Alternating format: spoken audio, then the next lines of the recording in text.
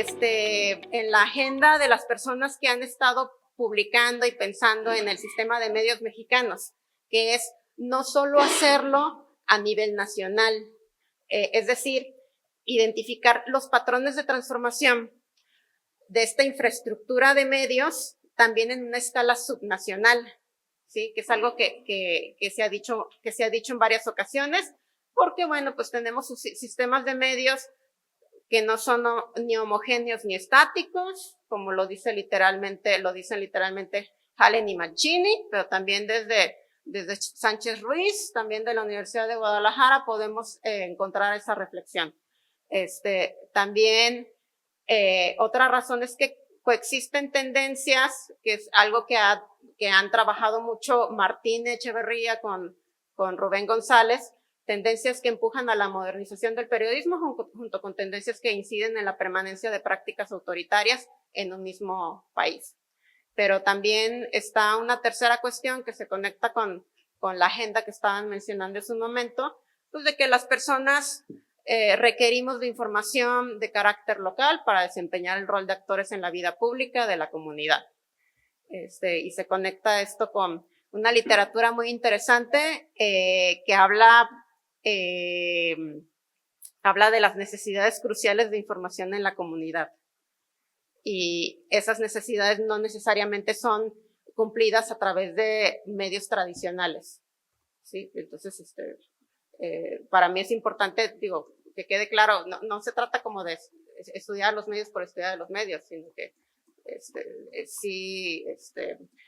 los medios son importantes como proveedores de la información, pero se reconoce que no son los únicos proveedores de información. Lo anterior plantea para mí dos agendas de investigación propias. Una es la de la infraestructura del periodismo, tanto el profesional como el no profesional. ¿Sí? Los actores que hacen algo parecido a periodismo, pero no es periodismo, no son periodistas profesionales, etcétera, etcétera, etcétera, y que se les ha denominado en ciertos lugares actores periféricos. Y aquí una de las motivaciones es la ausencia de datos sobre los medios en México que sea comprensiva y actualizada, capaz de sustentar un análisis longitudinal y a escala subnacional, pero también intentar aprovechar fuentes de datos que ya existen, ¿no? En este caso yo estoy utilizando una fuente de datos multianual que abarca todo el territorio nacional, que es el Directorio Estadístico Nacional de Unidades Económicas, que a su vez usa datos de los censos económicos del INEGI. Entonces, esa sería como una inquietud de investigación, pero también otra inquietud es la que se centra en los contenidos en sí acerca de los asuntos públicos, no solamente provistos por periódicos, no solamente noticias, qué información es la que está circulando, no solo contenido sobre política tradicional o sobre figuras públicas, sino también sobre asuntos públicos en general, ¿no? Bueno, entonces, como lo decía, considero de mucho interés revisar críticamente los variados procesos, las variadas etiquetas para los procesos de transformación en el campo de la comunicación y del periodismo, ¿sí? No voy a describir cada uno de estos conceptos que ya mencioné, de fragmentación, convergencia, hibridación o desiertos de noticias, para pasar a algunas notas acerca de la infraestructura periodística en el contexto mexicano, la industria mexicana de periódicos y una breve descripción del análisis empírico, que mencioné acerca del cambio en la infraestructura de los periódicos en México. Entonces, en el caso de la infraestructura periodística en el contexto mexicano, pues se ha hablado acerca de cómo los periódicos son los medios más aptos para promover la comprensión del acontecer público. El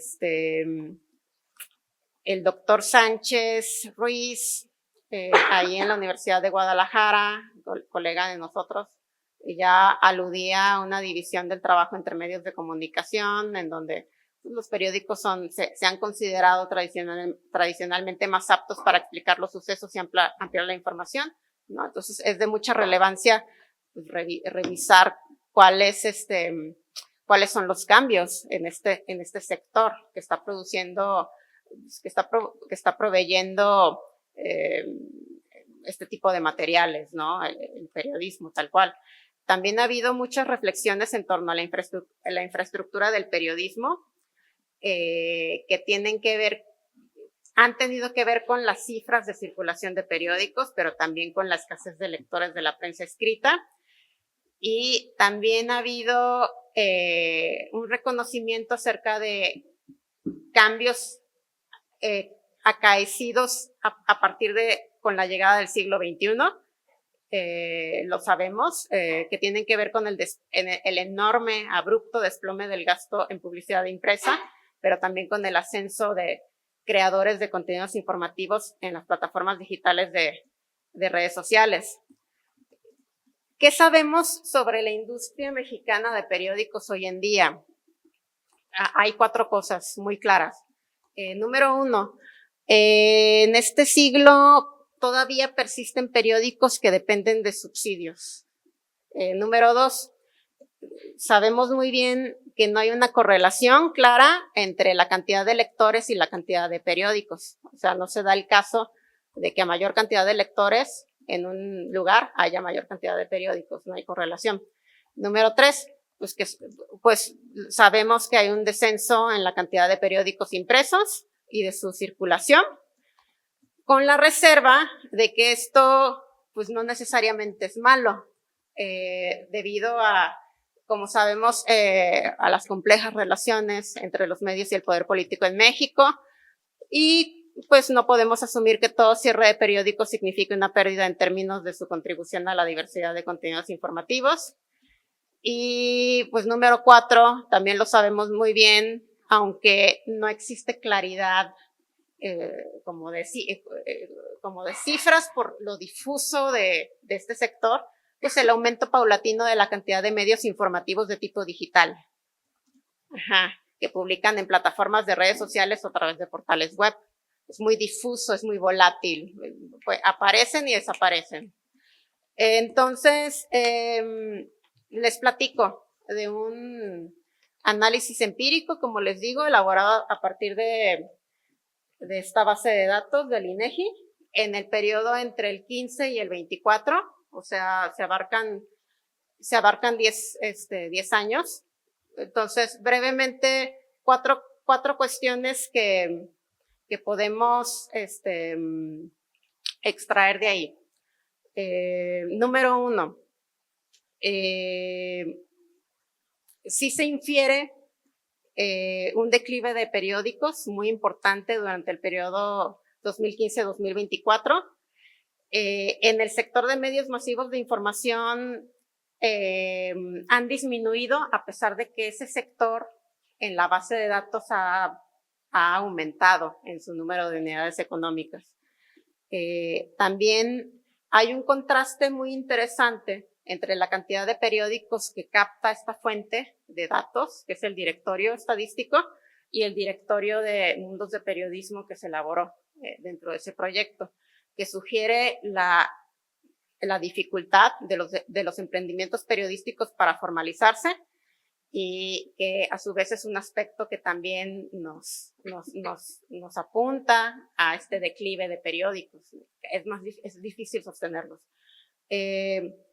Como lo decía, aquí está la reserva de que pues, la disminución de la cantidad de periódicos impresos y digitales pues, no indica necesariamente una disminución del periodismo como actividad, porque esta puede realizarse en organizaciones que no son propiamente periódicos formales, organizaciones no gubernamentales, fundaciones, empresas de televisión y radio, emprendurismos digitales, medios universitarios, incluso a título personal, ¿sí? Y que se puede realizar también de manera informal.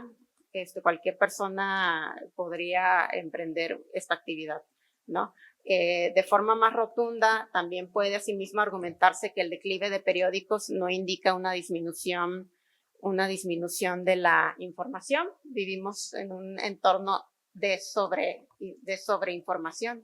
Y por eso planteo que es muy importante revisar cuáles son los actores los actores que están teniendo acceso a este espacio público y qué tipo de informaciones son las que están predominando, no nomás la de carácter periodístico. El punto número 2 es que en esta fuente no se observa o no se manifiesta una fragmentación. No quiere decir que no exista, sino que no hay un aumento de unidades económicas en este directorio. Pero sí, como lo decía, hay un contraste entre lo que observamos en el directorio y lo que observamos en mundos de periodismo. Entonces eso nos hace pensar que la fragmentación se está dando, pero porque en las plataformas hay muchos actores que están ahí apropiándose de ese nuevo espacio público. El aspecto número 3 es interesante, lo platico brevemente. Es el aspecto del papel de los subsidios. Una hipótesis con la que yo partí es que había que relacionar las unidades económicas por años para ver si había una correlación entre años de procesos electorales y aumentos de periódicos. Porque en la literatura y en los círculos de comunicación política está esta idea de que con los procesos electorales hay nuevos medios de comunicación. Y aquí lo interesante es que más bien esta gráfica de frecuencia anual de unidades económicas registradas en estos datos sugiere como principal explicación de la reducción de periódicos la disminución del subsidio proveniente del gobierno federal ocurrida tras la alternancia política de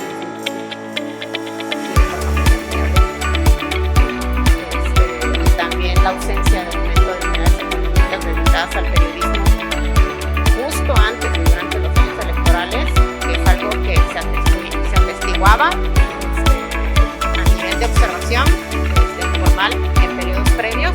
Leí alguna literatura que yo cito que se menciona literalmente esto. Bueno, esta ausencia de aumento antes de procesos sugiere que en el periodo analizado, los actores que participan en el sistema de comunicación política pues priorizan otros canales para sus estrategias de comunicación y pues, podría significar un quiebre, un cambio, una transformación frente a algo que hemos considerado como una histórica dependencia de los periódicos mexicanos en los subsidios otorgados de forma discrecional. Y hay más, pero continuará. Vale.